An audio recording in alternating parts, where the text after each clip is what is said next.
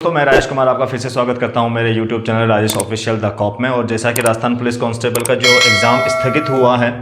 तो उसके अंदर जिन्होंने रिट लगाई है तो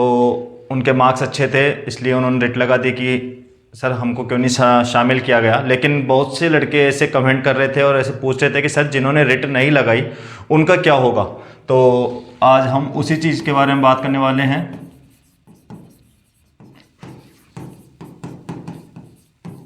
कि जो रिट नहीं लगाए हैं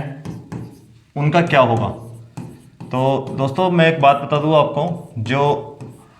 रिट लगी है हाई कोर्ट के अंदर लगी है, और कोई सी भी जब रिट लगाते हैं तो रिट लगाने के अंदर थोड़ा बहुत पैसा तो खर्च होता ही है, चाहे वो वकील की फ़ीस हो या वहाँ आना जाने का खर्चा हो। तो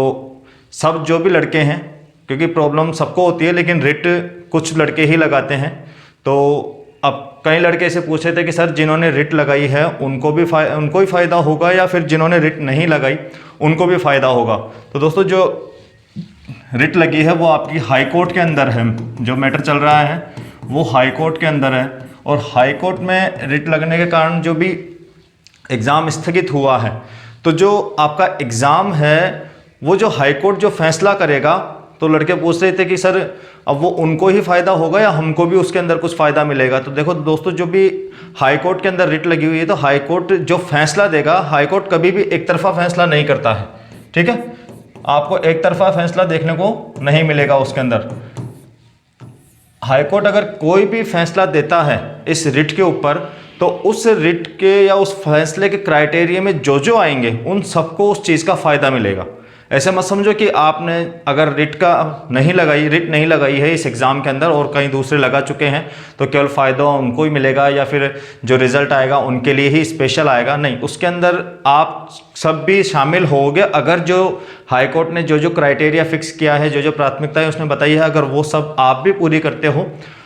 तो आपको भी उस क्राइटेरिया में शामिल किया जाएगा। और जो फ़ायदा उन लड़कों को मिलने वाला है जो रिट लगाए हैं, वही फ़ायदा आपको भी मिलेगा उसके अंदर। तो आपने देखा होगा कि जब भी कभी कोई गवर्नमेंट जॉब होती है, जो गवर्नमेंट फॉर्म होता है, गवर्नमेंट एग्ज़ाम लगता है, तो उस गवर्नमेंट एग्ज़ाम का जब आंसर की आ जाती है,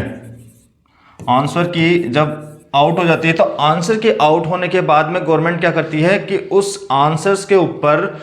लोगों के ऑब्जेक्शन मांगती है। जो जो एग्ज़ाम देते हैं उनके ऑब्जेक्शन मांगती है कि आपको इस आंसर की के अंदर अगर किसी भी प्रकार का कोई ऑब्जेक्शन है तो आप ऑब्जेक्शन लगा सकते हो। तो दोस्तों जो ऑब्जेक्शन होता है, आप जानते हो कि एग्जाम तो बहुत सारे लड़के देते हैं, लेकिन ऑब्जेक्शन जब लगाते हैं तो ऑब्जेक्शन लगाने के अंदर एक तो फीस लगती है,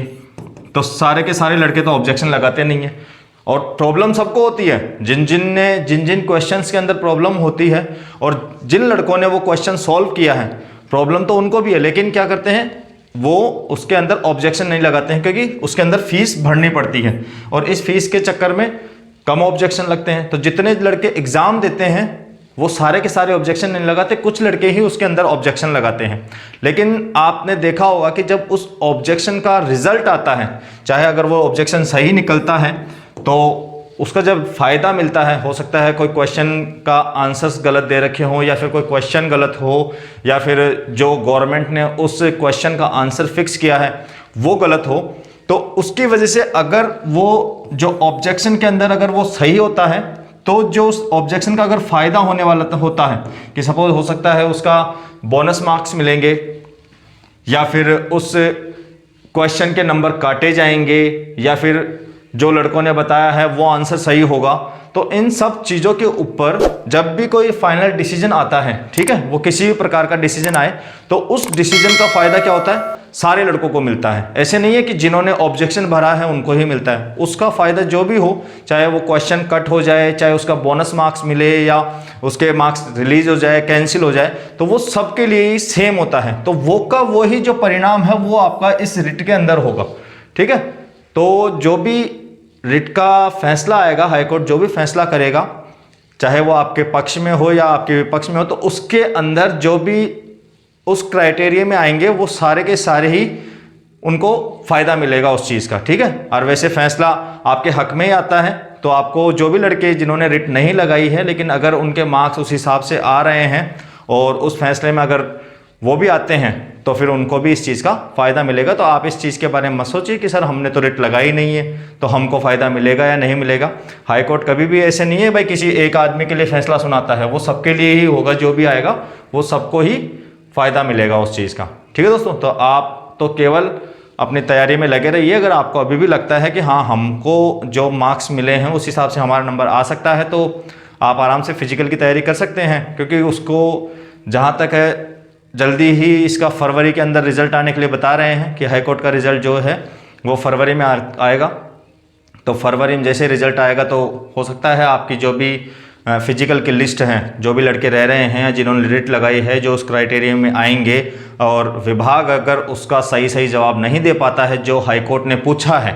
कि भाई आपने 15 गुना की लिस्ट किस आधार पर तैयार करी है, अगर वो जवाब सही दे देता है विभाग तब तो शायद रिट का कोई मतलब नहीं होगा। लेकिन अगर विभाग जवाब नहीं दे पाया और अगर हाई कोर्ट ने फिर अपना फैसला सुनाया और फिर जो भी उन्होंने क्राइटेरिया बोला अगर वो चीज़ अगर मानी जाएगी तो फिर उसके अंदर जो लड़के आएंगे,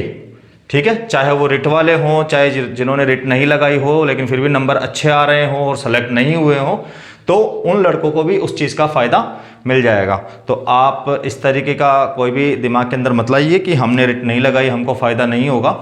आपको भी उस चीज़ का फ़ायदा मिलेगा अगर आपने उस क्राइटेरिया में आओगे। जो भी हाई कोर्ट कोई क्राइटेरिया देता है भाई हाँ इन मार्क्स वालों को लेना है या इतने % मार्क्स वालों को लेना है या इतने जिनके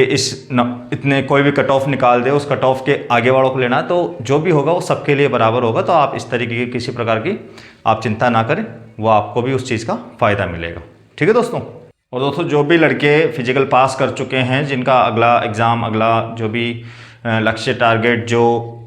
CBT का एग्ज़ाम है, तो उन लड़कियों के लिए मैं जो मेरी योजनाएं की क्लास चल रही है अभी, तो आप उसके अंदर ज़्यादा से ज़्यादा देखें उसको, क्योंकि जो भी लड़के पास हुए हैं इन योजनाओं के अंदर से आपका लगभग